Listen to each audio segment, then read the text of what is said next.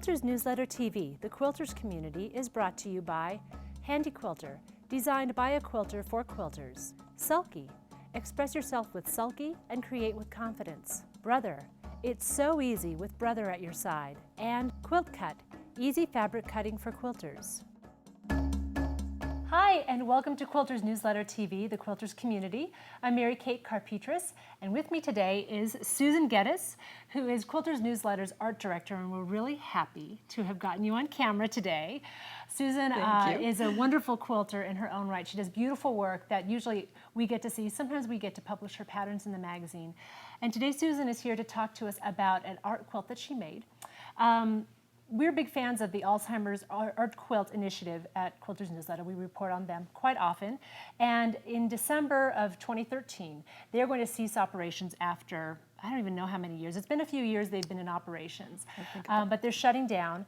And so they put out a final call for their priority Alzheimer fundraiser quilts. And a few of us on staff decided to meet the call or answer the call and make some little art quilts, and they're called priority art quilts because they're supposed to fit into a priority mail envelope from the USPS.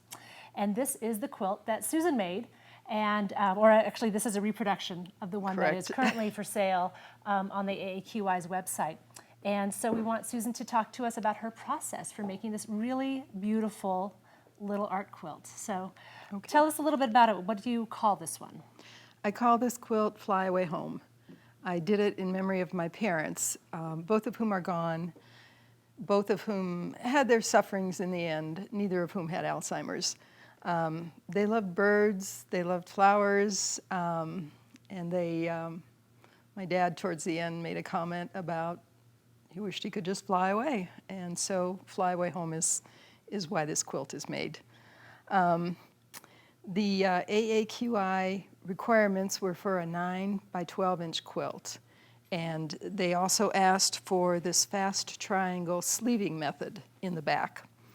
I prefer a pillowcase finish, which is no binding, but a turned item.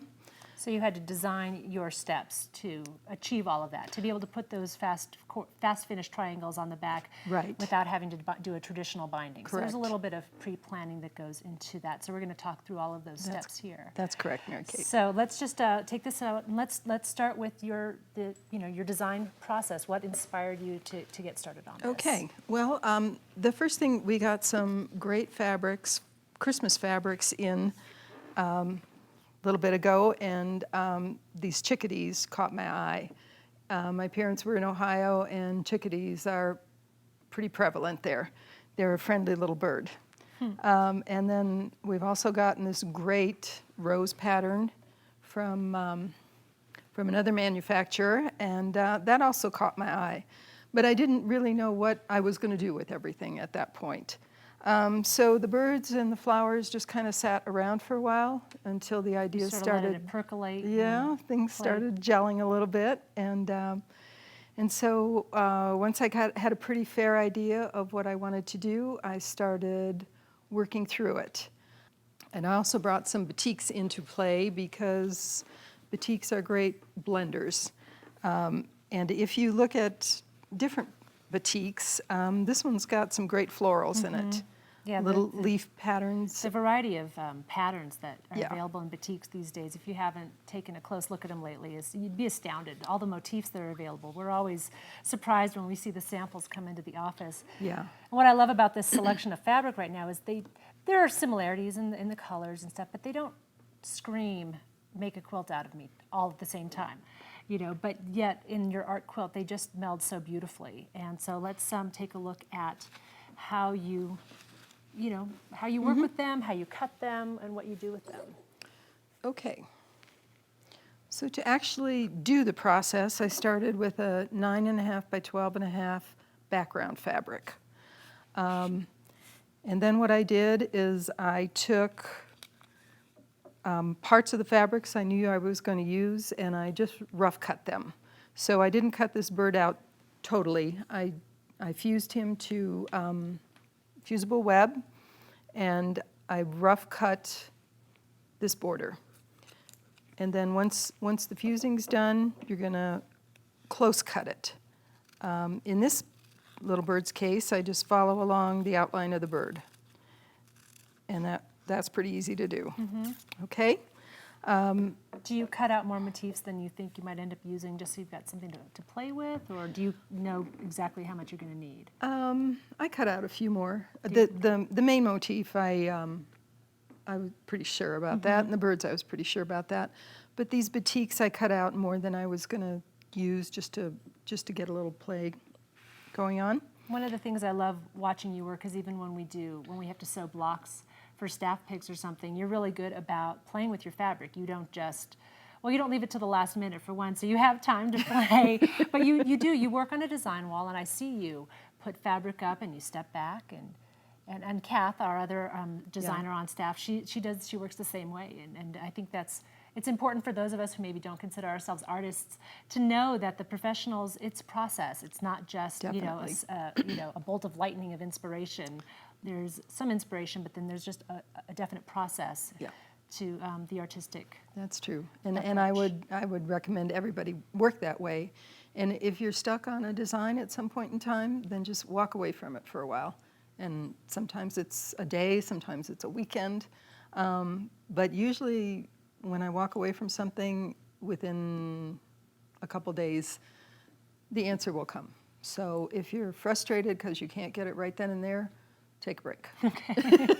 That's good advice. Yes. It really is. I think it's really great advice. So then you sit here and you play and you place and you Right. You've got a nice composition here. The bulk of it's over here on the left side, but then you have this element up here in the right-hand corner. For some Yeah, balance. when you're looking at your design, look at the whole design, not just this part or that part. In this case, the birds were looking off to the right, and I wanted to give them something to look at, but since they were also flying away home, I wanted a little hint of, something that wasn't as strong color-wise that could be interpreted as maybe going to another place. So that's why the batiks are in that corner, and the birds are just waiting to go.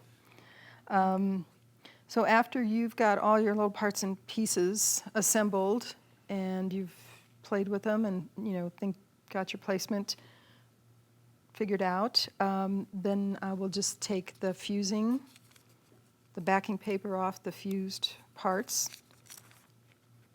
and just lay all these down. Take them over to the ironing board, put a cloth over the top, either a pressing cloth or just people use parchment paper or something. Yes, or something whatever just the to protect. manufacturer's instructions recommend, Right. probably. Right. And you just fuse it down, fuse it into place. Fuse that down. Okay. And then you're ready to go. Okay, and then the next step is stitching it, right? Correct. Our next step is going to be, fusing's great, but you really do need to reinforce your edges.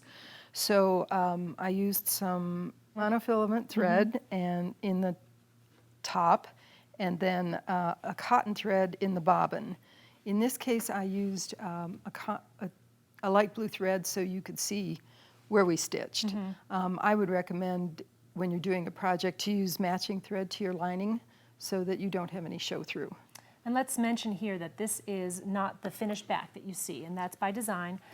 This is the interior lining, that's what we're calling it. It's not the backing. So It can be Correct. any fabric, here it's just a white fabric. So, and you used your applique stitch also as your quilting stitch. Correct. Okay, so I you did. layered your lining, batting, and quilt top. Right. And then stitched through. But and you liked a nice zigzag using the monofilament thread, but Correct. it's an art quilt. You could use whatever you want. Whatever makes you happy. Whatever suits your design is what you should use. And you could add interior stitching, you could add beading, you could add all kinds of things.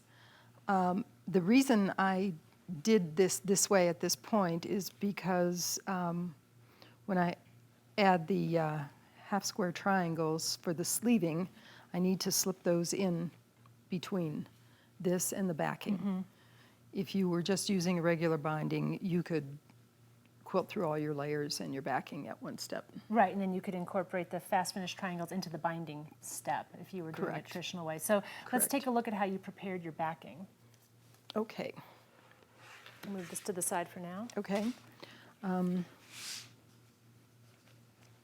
So here we have about a 4.5-inch square. You fold it in half, press it, and line it up with the top corner of your backing. And baste it down. I like simple. to thread baste Yeah. it down so you don't have a pin stuck in between your quilt sandwich. Okay. Okay, and normally I would use the same material on the back as I did on the front of the quilt. But in this case, I wanted you to see the difference between Okay. the sleeves and the backing, so little contrast material. Okay, so we've got that basted, and then Okay. we come back to our quilted top. Right. We don't those need these pins. pins anymore. So we're going to take our quilted top and lay it right side face down onto the prepared backing. And then we're going to stitch on this side, down these sides, and across the bottom, and leave about a 3-inch opening. And then once this is all stitched, we're going to turn this right side out. We're going to, Do you clip your corners? I clip my corners. Okay. I would clip right here at a 45-degree angle to the corner, and take either scissors or a little well, not stiletto. or something. I use sometimes the blunt end of a bamboo skewer Right. to gently Yeah. kind of encourage those corners to So you can- sharpen up. Right, after you clip them, you're going to push those corners out a little bit to get a nice square corner. I would press it again at that point, and then we're going to close the opening, the 3-inch opening on the bottom with a whip stitch. So right here is where my opening was. So just take a matching thread and whip stitch that opening closed. Put your little dowel in, and you've got a nice little art quilt. So then you've got this wonderful little art quilt, as you said, and these really are pretty quick to put together, Yes, they are. and depending on how complicated you want to make it. So many opportunities for these, whether you just keep them for yourself or you give them as gifts or contribute them to, say, a school auction, or, you know, the avenues are endless for where you can use these and make them for, and just experiment with them.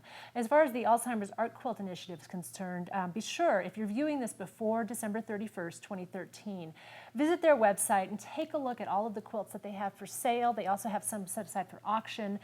They're really doing their best to raise as much money as they can before they shut down forever at the end of 2013. And I think they're on track to have raised, as I said, maybe $1 million by the end of the year, which is fantastic. It's a great way that quilters, as always, we love to make quilts. We love to contribute. We love to use our interests and our passions to support charitable organizations across the board, and this is just one way. Alzheimer's has touched so many people's lives, and it's just a great cause. So please visit their website, take a look at what's left to purchase, and they're really very reasonable considering how beautiful so many of them are.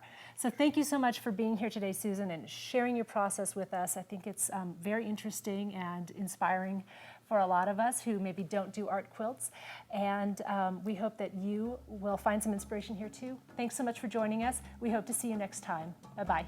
Thank you. Bye. Quilters Newsletter TV, the Quilters community, is brought to you by Handy Quilter, designed by a quilter for quilters. Sulky, express yourself with Sulky and create with confidence. Brother, it's so easy with Brother at your side. And Quilt Cut, easy fabric cutting for quilters.